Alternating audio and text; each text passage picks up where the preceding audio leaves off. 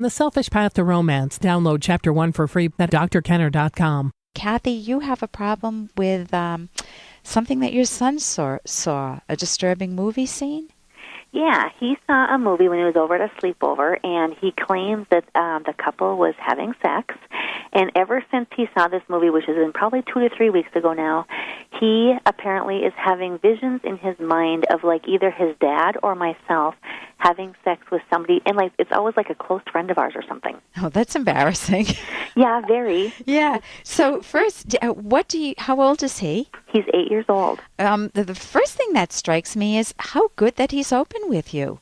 He's very open, and actually the first time he told us about it, he was crying because he knew that it was, the wrong thing to be thinking about and stuff. Yeah. And my advice to him was just to pray and ask God to not give him these thoughts and stuff. And he did that, but it's like every single day he's bringing this up to me. Yeah. Okay. The problem with it, tell me what you think the problem might be with praying and asking, placing what in psychology is called the locus of control outside of himself, saying that God will change it or something outside of him will change it. Right. It makes him feel more powerless, actually. Okay. As opposed to saying, we all have occasional thoughts that we don't like. And instead of telling him I know you're not doing this, he's asking you, how do I get rid of these thoughts? Right. If he treats them as, oh my God, here are those awful thoughts again. I'm having those images in my mind, or I'm picturing mom and dad, or mom with, dad's best friend or something. Exactly. Which is embarrassing. But you can say, honey, that can happen all the time. It's not a big deal. That tends to make it feel like it's not that abnormal for him. Because people have thoughts all the time, and what are called intrusive thoughts, and healthy people have intrusive thoughts. Healthy people do. What happens when you get like an obsessive compulsive disorder is a person, let's say that a good parent is angry with her kid, and she walks in, and I'm going to make this very low-keyed, and she sees a book, and she pictures herself hitting her kid with a book, and she's never hit her kid. And she just says, oh my God, what if I ever did that? That could be the beginning of an anxiety disorder. Instead of saying, oh, I know I would never do that. It's just a mood that I'm in. Right. If she treats it as more of a matter-of-fact situation, she doesn't underscore and highlight it and bold it in her mind as something she has to run away from. Okay.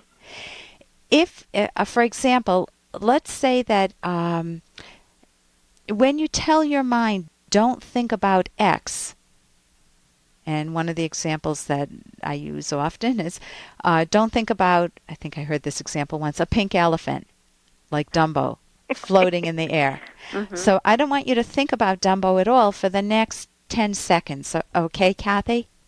Don't think about it. Okay. Right, I see your point there. Okay, are you already thinking about it? Right. It's impossible not to think about the pink elephant. Any idea why?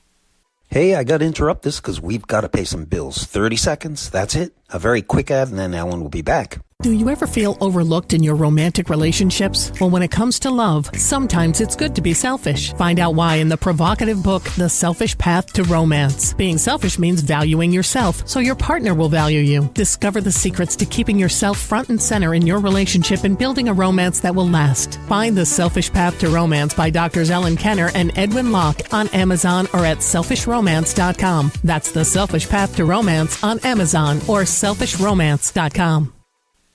Right, I see your point there. Okay, are you already thinking about it? Right. It's impossible not to think about the pink elephant. Any idea why? Why? Why is that? Why do we do that? Listen to me give myself the command. If you had told me, Kathy, Ellen, don't think about a pink elephant. I'm saying, okay, I really want to obey Kathy. She's a good friend and I want to obey her. So what's the instruction she gave me? She told me, don't think of, oh my God, there it is again. Because every time I give myself the instruction, don't think of the pink elephant, I paint the picture in my mind of a pink elephant. Right.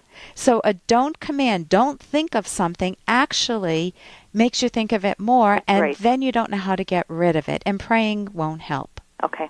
Praying is it makes the person even feel that less powerless that more powerless. Right.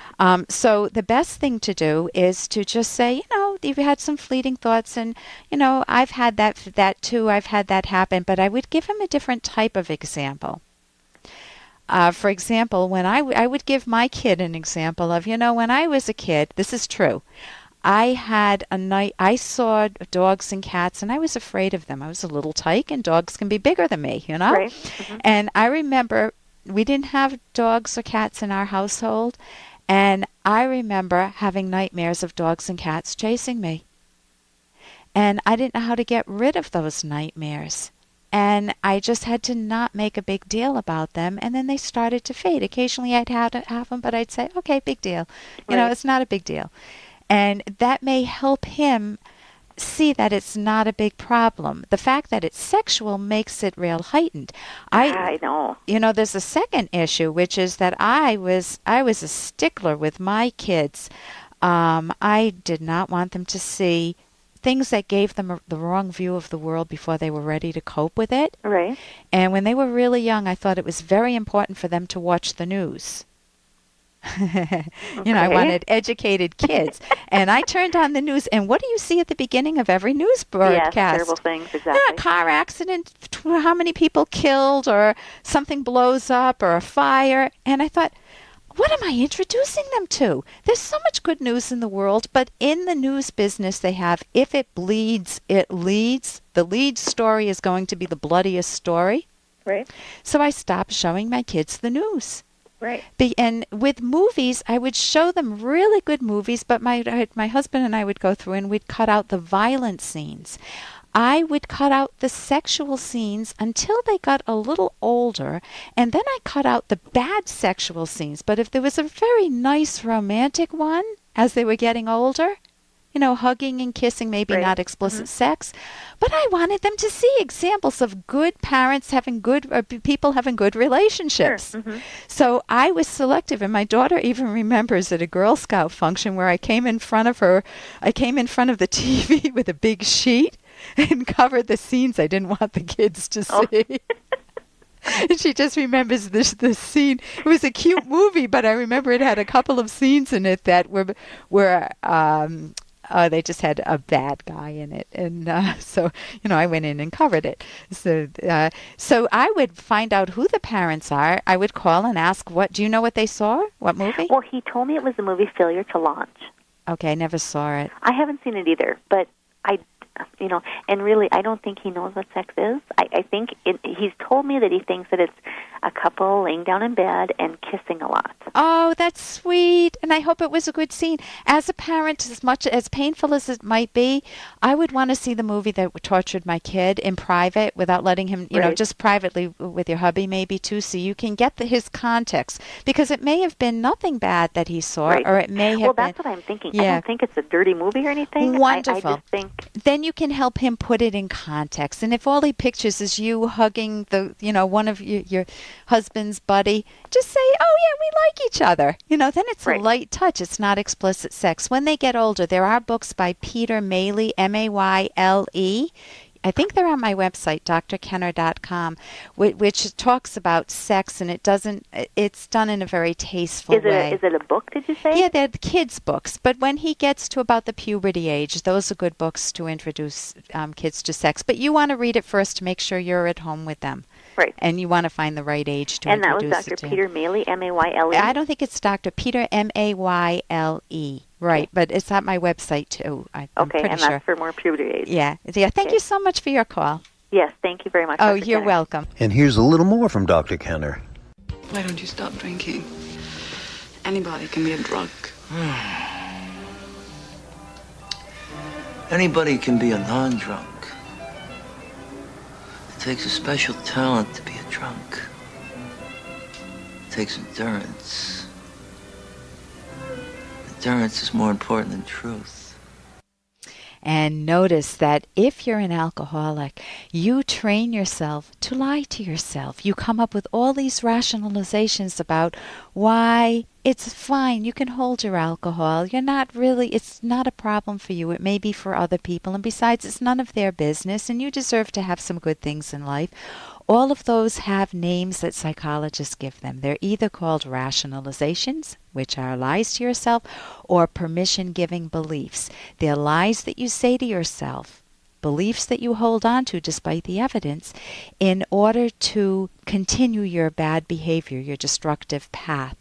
And it's not until you catch those things that you say to yourself and challenge them and have the motivation to change that you'll actually do it. For more Dr. Kenner podcast, go to drkenner.com and please listen to this ad. Here's an excerpt from The Selfish Path to Romance by Drs. Kenner and Locke. Although compromise has its place in relationships, some things will be non-negotiable because they are relationship breakers. If a partner insists you ride behind him on his motorcycle without a helmet and you're terrified of motorcycles, how could you compromise? Drive only half as many miles as he wants? If your partner wants her boorish alcoholic brother who is dating a prostitute to move in for a few months, would you compromise by letting him stay only a few weeks? What on earth would you gain from such compromises except misery? Other non-negotiable issues include serious moral issues such as chronic lying, infidelity, or undependability. You could try persuading one another with principled arguments, but if you cannot find a resolution, you and your partner could be mismatched. Download Chapter 1 for free at drkenner.com and buy it at amazon.com.